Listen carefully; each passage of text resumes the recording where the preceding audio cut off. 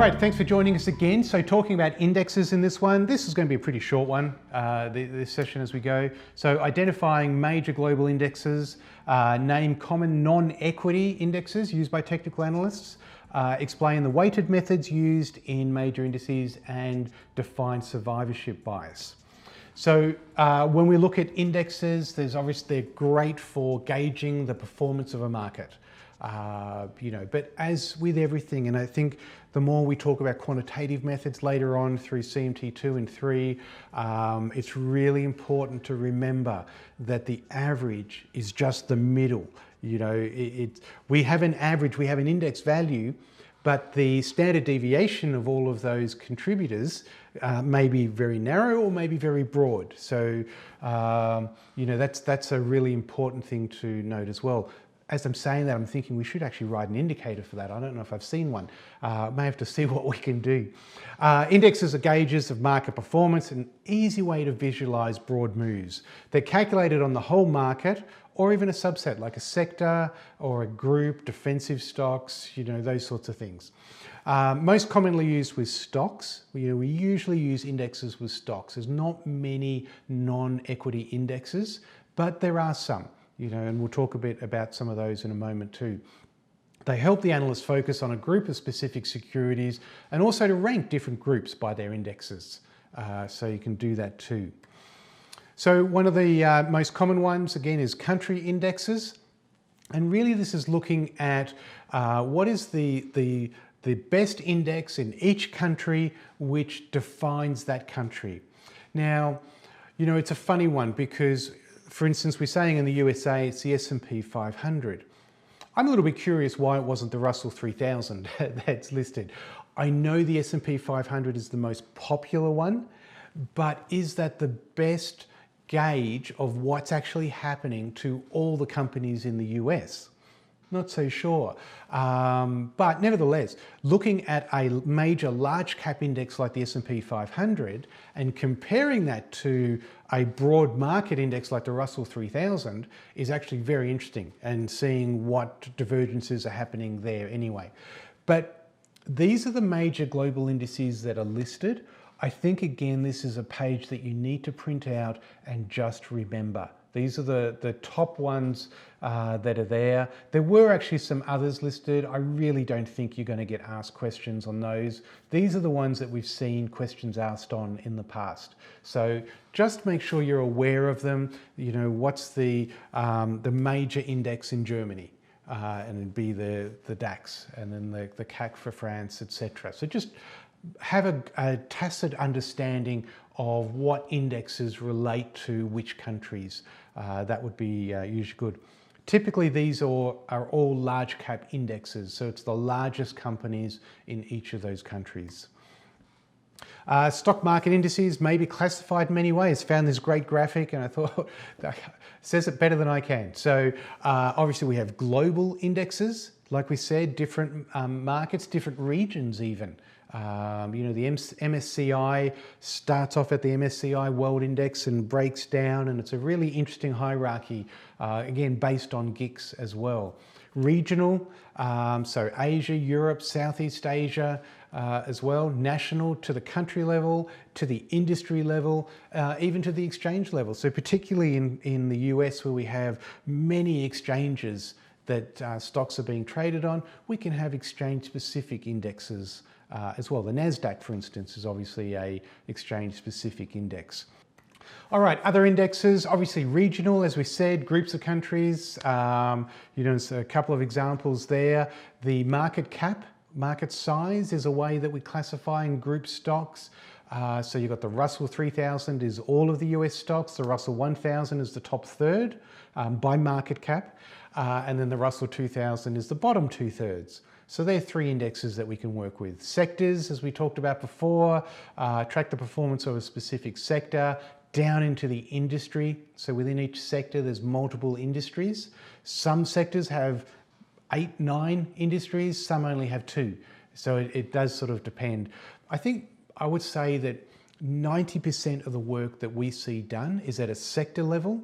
and then a small group will go down to the industry level. You can go to the sub-industry and levels as well, but I don't see that happening as much. There could be other groupings like growth stocks, high beta stocks, high risk or venture stocks, as they're sometimes called, etc. US dollar index is another one. So looking now here at non-equity type indexes, we've got the US dollar index, which is basically tracks the value of the US dollar against a trade weighted basket of currencies. Now by that, we're looking at the euro to the US dollar, and we're looking at the volume of transactions that happen and the volume of the trade that happens between Europe and the US. And so that becomes the weighting of how much the euro influences the dollar index. And then with other groups, I think it's about 12 currencies which are in that basket. You don't need to know that. The euro accounts for about half the value of the index though. So the CRB index, it's an index made up of a basket of commodities. Now that's gone through a lot of variations. It's really hard to get really long-term data because at first it was just ag, and then they added metals, and then it changed to a different group. So it's a pretty hard one to get good, accurate data on. But nevertheless, it is an index which a lot of people use to track groups of futures as well. Real estate indexes, you can look at the REITs index for getting a feel for what's actually happening in the real estate market. As we talked about in the cycles section, there's a 18.5-year real estate cycle, which really impacts heavily onto the stock market. And so, that's definitely something to watch out for there as well. The FTSE North American REIT or NAREIT US index is another one that can be looked at as well. The Baltic Dry Index, this is more about shipping and trade and just measuring the volume and value of trade that's going on. And also the cost of transportation it's used for that. So again, it's used just for assessing the overall health of the global trade. This really comes back to, as we talked about in Dow theory. So, Dow was obviously looking at the industrials and the transports and looking for confirmation between them. Well, the Baltic Dry Index is really the modern day version of the transports index. So looking at that in conjunction with stock market indexes to sort of say, okay, is transportation healthy? What's the cost of transportation when there's too many goods needing to get moved too far around the world and the prices are going up? Well, then we can start to expect that there's going to be a downturn in production to follow. So again, just really interesting concepts and charts to follow, indexes to follow. Bond index are usually by country, and so they reported. Typically though, most people just look at the benchmark bonds. So the 10-year government bonds in the US, in Japan, in Europe, in the UK, in Germany, etc. They're the things that most people look at. So we don't often look at indexes, but there are a number of indexes available, especially when you're talking about corporate bonds versus government bonds and things like that. So watching those as well. A couple of examples, the Bloomberg Barclays US Aggregate Bond Index. I know a lot of clients that use that one. And then the Citi Emerging Markets Broad Bond Index, bit of a mouthful. That's another one there. All right, LIBOR is another type of index that we have. It's the London Interbank Offered Rate, and it's the benchmark rate of what banks will charge each other for loaning money. So it's the internal interest rate between bank transactions. So short-term interest rate between banks when they borrow from each other. Most other rates are priced off LIBOR, so mortgage rates are often priced off LIBOR, etc. They're obviously influenced by government and federal rates and things like that, but they use LIBOR as well for variations which are a little more dynamic. LIBOR is the global standard, although there is some pressure that it may get changed. There are local variations too, HIBOR, TIBOR and SIBOR for Hong Kong, Tokyo and Singapore. It replaced the euro in the TED spread. So the Treasury euro dollar spread was something that a lot of people were watching between US Treasuries and the euro dollar, and just looking at as those spread and came back together, etc. Now it's LIBOR and the Treasury is the two that most people are looking at. Looking at that spread and saying, is that spread getting wider? Meaning that one is overpriced to the other, or maybe US Treasuries are underpriced, and maybe a really good opportunity because the rest of the interbank transactions are happening at this rate, but US Treasuries are down here at this rate, and vice versa. So it's watching those as well. The TED spread is the difference between the 3-month Treasury bill and the 3-month LIBOR based on US dollars. The difference between the interest rate on short-term US government debt and the interest rate on interbank loans. The fact is with all of these that investors want to get the best yield they can for a controllable amount of risk. So the US government is obviously seen as one of the safest investments, purely because the governments can often write legislation and increase taxes to pay their obligations and create more currency to fulfill their obligations, etc. So that's why they're always seen as safe. The banks, obviously, there's a level of safety, but I don't know if you remember in 2008, part of the huge scare and fear was that when banks were lending to each other, especially in credit card transactions and things like that, well, is that going to actually get paid? When Lehman Brothers went broke, there was a lot of banks that Lehman Brothers owed money to that didn't get paid. So there was this fear of, hang on, what if the people that we're lending this $1 billion to are not going to be there tomorrow? And so, that's where there was risk involved in it. So you would expect the LIBOR to always have that premium above the US dollar as well. It's also used to identify a flight to safety. So when we see the money moving out of LIBOR, out of bank-to-bank type transactions into the US Treasuries, then we can see, hang on, there's a flight to safety, there's a lot of concern and trepidation in the market. So we need to watch out for that as well. All right, so in index construction. So as far as the exam goes, know what the LIBOR is, know what it means. I think you'll be fine with just knowing that it's the interbank, but banks lending to banks for short-term interest rates. That will be there. Index construction and weighting. So now they're getting to how we actually build the indexes. So a trade-weighted index, this is more for the dollar index, but it's based on the value of a country's currency against several others. Really, we only ever see it for the US dollar.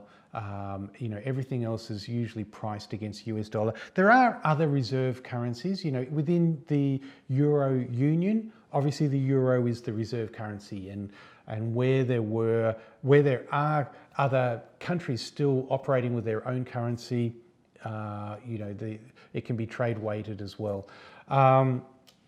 Each currency's weighting in the index is tied to the share of trade within the country. Capitalization weighted, this is the most common one. It's really looking at each of the companies which are part of that index. It's looking at their market capitalization. So if you've got two companies and one has 100,000 shares outstanding and one only has 1,000 shares outstanding, well, a $5 move in each of those, obviously the one with 100,000 shares is going to have a much bigger impact on the index than the one with only 1,000 shares outstanding, whatever the numbers are. You get the idea. It's market cap. So the company with the biggest value out there in shares outstanding is the one that contributes to the index. Now, I should actually clarify that because cap weighted is all of the shares available, whether they're outstanding or not, all the value of the company. Float weighted is actually shares outstanding. Now again, in the previous curriculum, we talked about float weighted. The current curriculum doesn't talk about it. We've got modified cap weighted, which is a variant again I'm just concerned that if you read a question that talks about float weighted, consider it to be modified cap weighted. It's pretty much the same thing as far as the exams go. But as I said, those questions may still be in the question bank, so just be aware of that if you see something like that. Larger companies, so coming back here to cap weighted, larger companies have the biggest effect on the index. The drawback is the shares which aren't traded are affecting performance, which is used as a benchmark. That's why it went to float weighted or modified cap weighted as well. Geometric weighted is another calculation. It's geometric moving average. We talked about that in averages, used for the dollar index. So instead of just being add all of these values up and then divide by the number, it's actually the geometric calculation of multiplying and then taking the nth root of all of those. So modified cap weight, as I said, same as cap weight, but there's a limit on the influence a single company can have. See, that's where this is slightly different from the float weighted. See, the float weighted says, let's look at the shares outstanding, multiply that by the share price, and that influences. And that's what the S&P 500 was. But modified cap weight is basically saying, all right, no company can have more than 10% influence on the index. And so it maxes out. I'm not sure why that change has happened. So, but just be aware of those two as well. Equal weighted, all constituents equally affect the index. So whether it's a Apple or it's a smaller, let's say Tesla or something like that, they're going to influence the index the same. What's really interesting is when we see a cap weighted index and an equal weighted index. I know lots of analysts that will look at both and look at the divergence between both. Because what that's really saying, it's like a breadth style indicator where we have market breadth saying, yeah, the index is going up, but the breadth is falling because all of the smaller names are falling, but it's the bigger names which keep carrying the index up. Same thing, we can do with equal weighted. The fact that the cap weighted index is up, but the equal weighted index is coming down tells us that there's only a handful of names, the bigger names, that are carrying up the price of the index. So remember when we talk about manias and we talk about behavioral finance, at the end of a major run, it's usually the dumb public that are pouring their money in. They've seen all the money that other people have made and they're pouring their money into the market. But where do they invest? It's not a diversified portfolio. It's the big names that are on the news all the time. It's the Apples, the Googles, the Facebooks. They're the companies which are the biggest by market cap, the ones where investors are putting as much money as they can, and so they're still going up while the rest of the market's falling away. And that's obviously a very key sign that we watch out for as technical analysts. Price weighted, the Dow Jones is a classic example of that, purely based on price. And so when splits happen, that can be a real pain because obviously a company's influences change dramatically on that. So there's a multiplier that every index has to account for that. And we'll talk about that in a second. A factor is used to smooth splits, additions and deletions from the index. So that happens with all indexes. So no matter what, when you have a changeover, so for instance, the S&P 500 on a quarterly basis, companies will be removed. It basically looks at all the US stocks, says, right, let's rank them by market cap. Okay, you're out and this new company is now in. Well, their prices may be different. There's a lot of trade that happens. A lot of analysts are anticipating that. And so they're pulling their money out of that stock because as soon as the stock leaves the S&P, well, then it's going to go down. And because there's a lot of people that are just tracking indexes and index funds, maybe they're investing in the SPY, the ETF of the S&P 500. Well, as soon as that happens, that ETF is rebalancing as well. So as I said, people are anticipating that and what happens? Same, there's a lift. Nevertheless, because the price difference and the capitalization differences, they don't want to have the index suddenly do a big jump or a big fall when that happens. So instead there is this multiplier. And so they look at it and say, right, with that stock in, the stock that we're about to kick out was in, and then now the new stock in, what is the calculation between the index? And then they adjust the multiplier to bring them in so that the close of that day equals the open of this day. And then off it goes. We have that. Let me just make sure I've got all my notes here.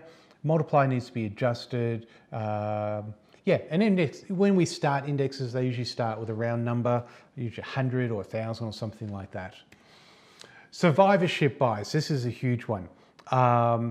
Index sponsors obviously add and remove. You know, the S&P adds stocks and they remove stocks from the index.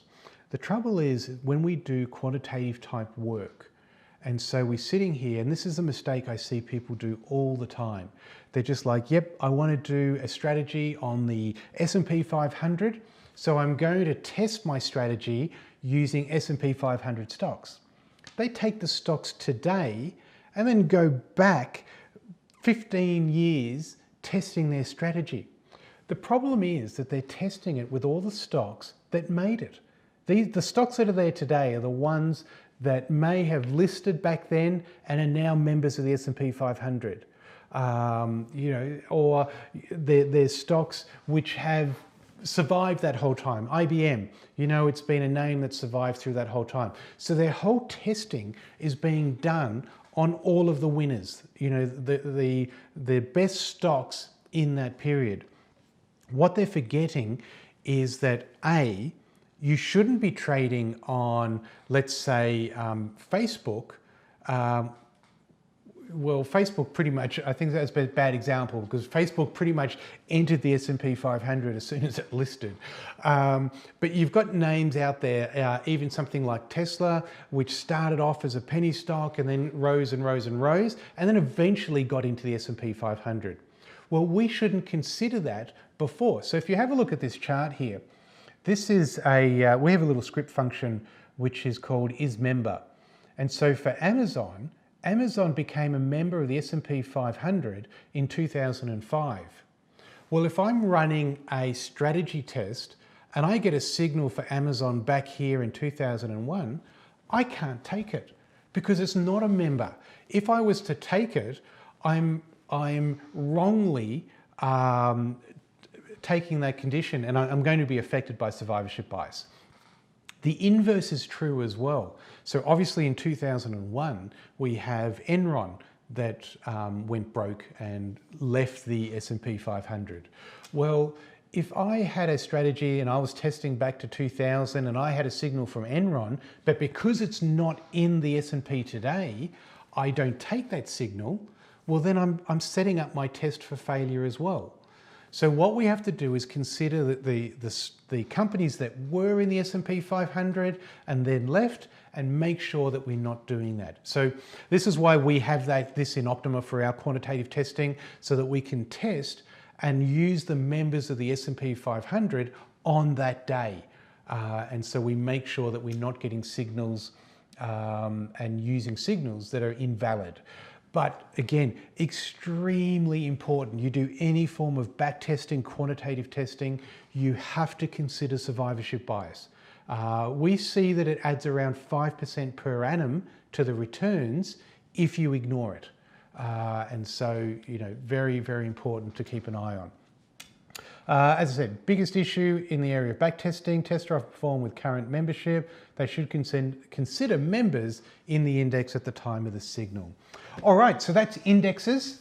Obviously, that list of major global indexes, the more you can know, the better. You know, we can't guarantee that you won't get asked on something there.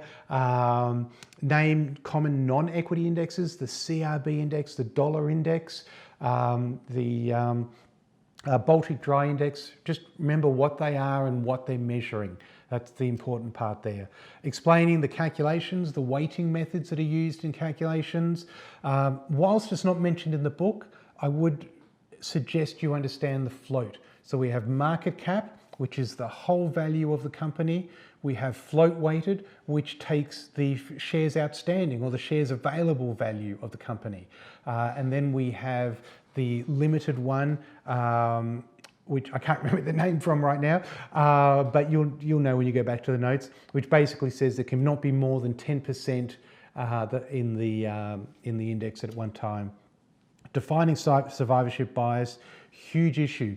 Now the CMTA is moving more and more quantitative in the approach, and we want to be as objective as possible. We don't want to be always using subjective methods. It's not to say that subjective methods are wrong. They are extremely valid. Trendline analysis is valid. Gann-Fan analysis is valid. These things are valid.